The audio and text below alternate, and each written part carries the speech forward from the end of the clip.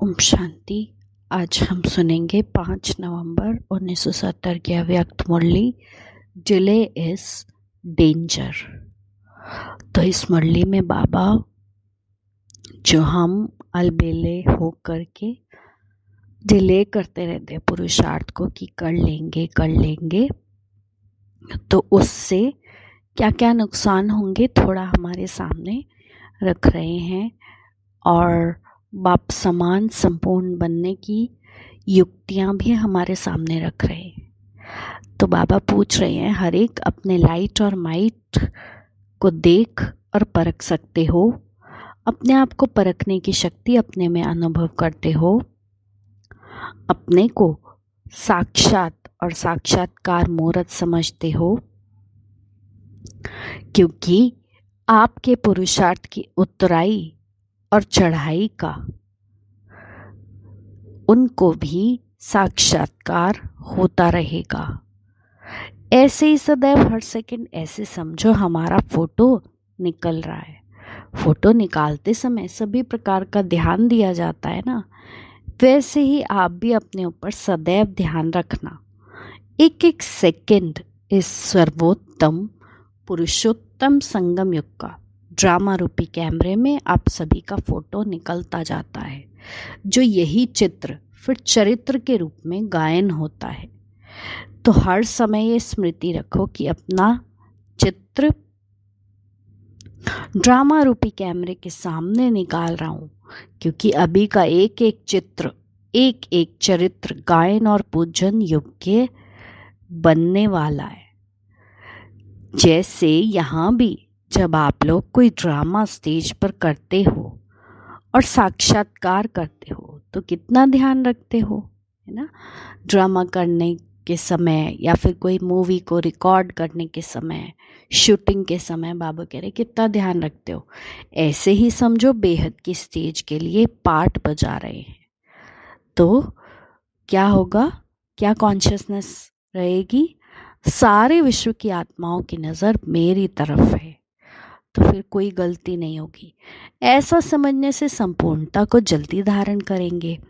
एक स्लोगन याद रखो जिससे सहज ही जल्दी संपूर्ण बन सको। वे कौन सा स्लोगन? जाना है और आना है।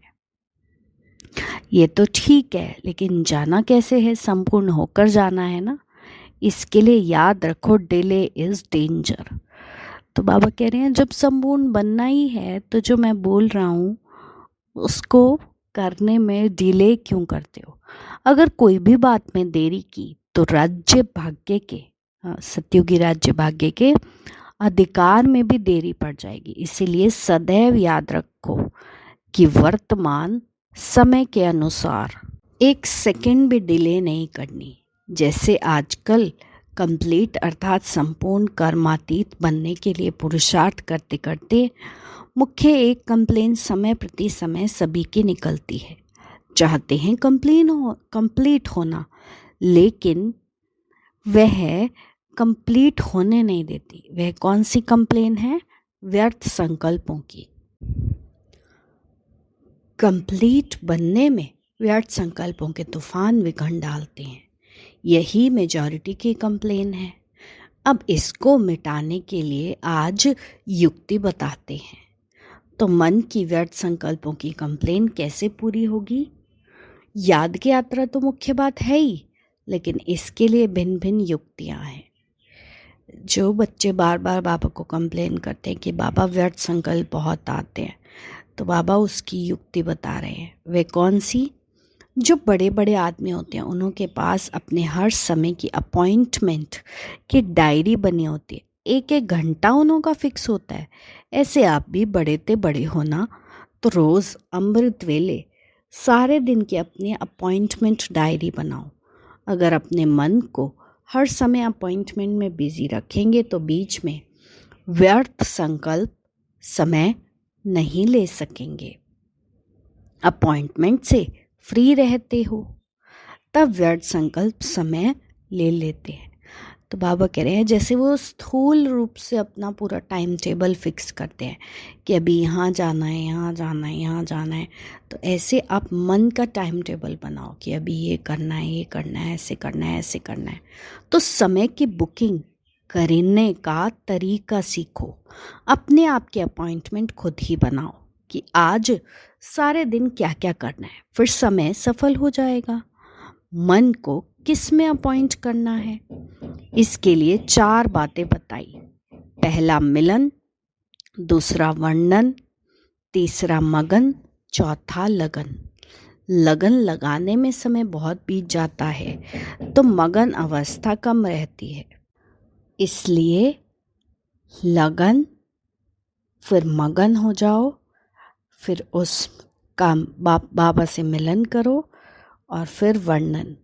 वर्णन है सर्विस, मिलन है रूह रिहान।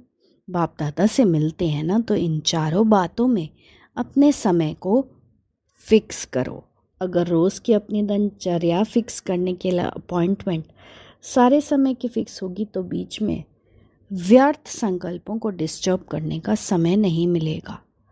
जैसे कोई बड़े आदमी होते हैं तो बिजी होने के कारण और व्यर्थ बातों तरफ ध्यान और समय नहीं दे सकते, तो ऐसे अपनी दिनचर्या में समय को फिक्स करो। इतना समय इस बात में, इतना समय इस बात में लगाना है, ऐसे है ना। मतलब हर घंटे की अपॉइंटमेंट मन की फिक्स हो कि अभी ये करना है, इसके बाद ये करना है, इसके बाद ये करना है।